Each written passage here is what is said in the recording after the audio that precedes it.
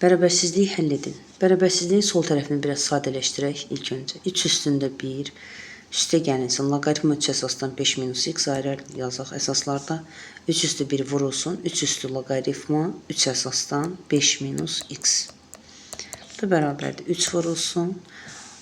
5 minus x ilə 3-ün yerini dəyişsək alınacaq. 5 minus x üstündə loqaritma 3 əsasdan 3. Loqaritm 3 əsasdan 3 1 verir. Deməli 3 vurulsun 5 minus x alınır ifadəmiz. Və bu ifadədə kiçik bərabərdir 36-dan yazaq. Deməli kiçik bərabərdir 36. Hər tərəfi 3-ə bölək. Alarıq 5 minus x kiçik bərabərdir. 3 müsbət olduğu üçün bərabərsizliyin işarəsi dəyişmir. Cavab burada 12-dir. X də böyük bərabərdir mənfi 7-dən.